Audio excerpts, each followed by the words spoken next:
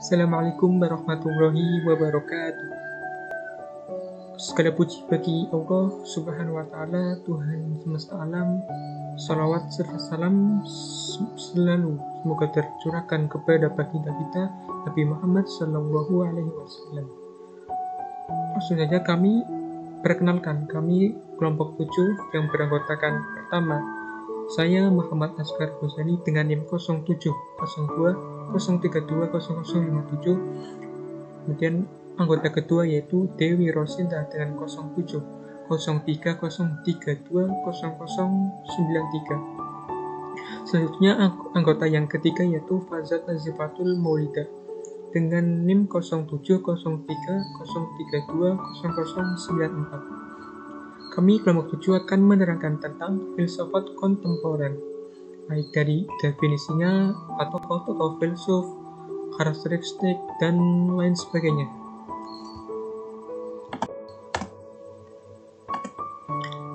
Filsafat barat kontemporer muncul pada abad 20 sebagai kritik dari filsafat modern. Hal ini dapat terungkap dalam istilah dekonstruksi yang didekonstruksi oleh filsafat kontemporer. Ini adalah rasionalisme yang digunakan untuk membangun seluruh isi kebudayaan dunia barat. Istilah kontemporer pada umumnya berarti saat ini, sekarang, atau zaman pada saat penutur ataupun pembicaraan atau pendengar sedang mengalami. Arti lain dari kontemporer adalah zaman pada saat suatu masalah muncul dan kemudian mendapat jawabannya. Filsafat barat kontemporer berarti berkaitan dengan isu-isu kekinian yang mendesak yang dicarikan jawabannya oleh para filsuf. Periodisasi filsafat kontemporer ini biasanya masih mengacu pada kurun waktu abad 20 sampai sekarang.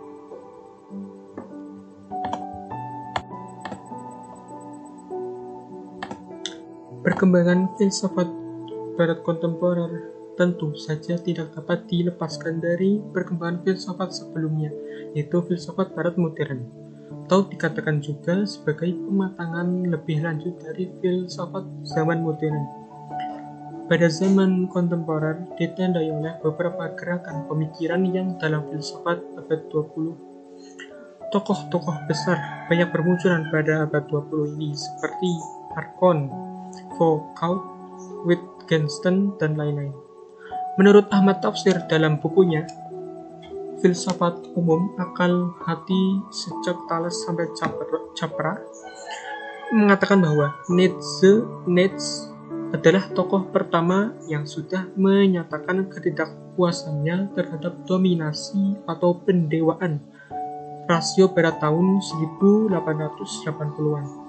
Jadi menurutnya tokoh pertama filsafat dekonstruksi adalah Nietzsche.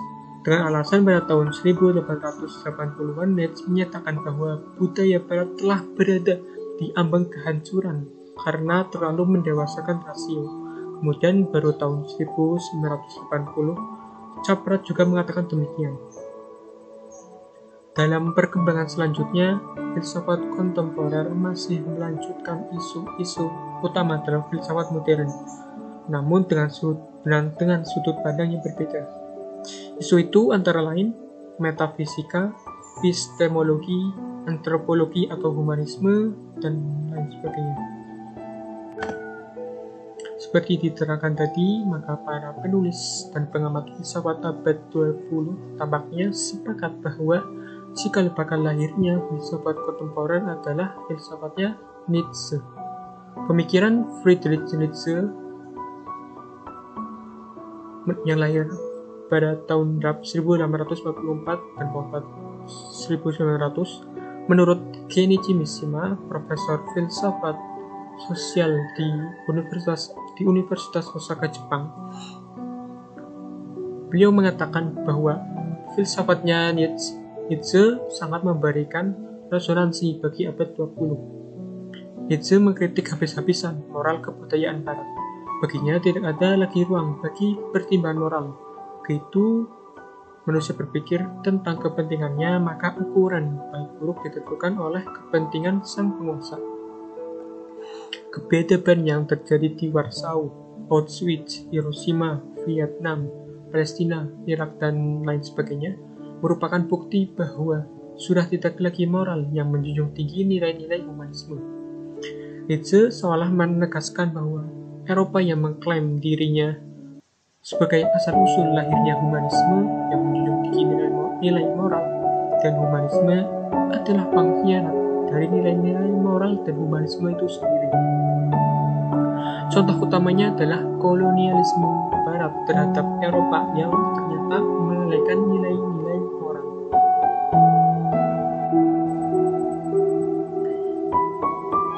Adapun aliran-aliran yang berkembang dan berpengaruh pada filsafat pada abad 20 adalah pragmatisme,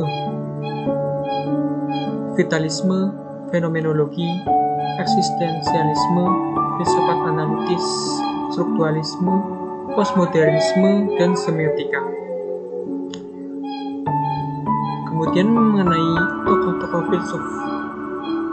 filsafat kontemporer dan karakteristik dari filsafat kontemporer sendiri akan diterangkan oleh presentator selanjutnya. Tokoh-tokoh dalam filsafat kontemporer yang pertama ada Jean-Paul Sartre, di mana Jean-Paul Sartre ini adalah seorang tokoh filsuf yang membedakan rasio dialektis dengan rasio analitis. Kemudian yang kedua ada William James. William James ini menggunakan metode dan filsafatnya yaitu akibat-akibat praktis dari pikiran dan kepercayaan sebagai ukuran untuk menetapkan nilai kebenaran. Kemudian yang ketiga ada Edmund Husserl. Dia juga seorang filsuf berasal dari Jerman, keturunan Yahudi, dan dia juga seorang matematikus mengenai intensionalitas. Dan dia juga seorang filsuf yang melahirkan aliran fenomenologi berdasarkan pemikiran Brentano. Kemudian yang keempat ada Bertrand Russell. Dia adalah seorang filsuf dan ahli matematika ternama di Britania Raya. Ada Jacques Derrida. Dia adalah seorang filsuf yang berasal dari Prancis dan dia juga dianggap sebagai pendiri ilmu dekonstruktivisme. Kemudian yang terakhir ada Francois Lyotard, di mana buku yang ditulis pertama kali oleh Francois Lyotard ini adalah sebuah introduksi pada fenomenologi, dan fenomenologi ini masih memiliki pengaruh yang sangat kuat pada karya-karyanya. Corak pemikiran filsafat kontemporer terbagi menjadi 5. Yang pertama, mengagungkan nilai-nilai relativitas dan mini narasi. Yang kedua, memiliki kecenderungan yang beragam dalam pemikiran. Yang ketiga, mengkritik logosentrisme filsafat modern yang berusaha menjadikan rasio sebagai instrumen utama. Yang keempat, berada pada jalur holistik dan dekonstruksi. Yang kelima, bebas menggunakan teori, menanggapi dan mengkritik selama kebebasan tersebut original. Kesimpulan materi tentang filsafat era kontemporer yaitu: yang pertama, kehidupan manusia pada abad 20 adalah kehidupan yang rumit dan penuh dengan berbagai persoalan. Para filsuf menemukan bahwa sumber dari kerumitan ini adalah pada cara berpikirnya. Yang kedua, pada masa ini ilmu pengetahuan telah memperoleh banyak kemenangan dalam disiplin ilmu-ilmu alam serta pemahaman terhadap realitas. Orientasi inilah yang ingin dicapai oleh filsafat-filsafat kontemporer. Maka kita menemukan kebanyakan filsafat-filsafat ini bersifat realistis. Jika kita menafikan beberapa filsuf yang menyerukan dengan sangat berpegang pada idealisme. Yang ketiga, kita juga melihat bahwa para filsuf kontemporer diam-diam berusaha untuk membangun sebuah manhaj filsuf yang saling menyempurnakan. Sehingga kita dapat mengatakan bahwa tidak ada lagi bentuk aliran dalam filsafat kontemporer. Hal yang menjadi perhatian filsafat saat ini adalah membangkitkan sebuah persoalan dan kemudian melakukan kajian yang abstrak terhadapnya sebagai ganti dari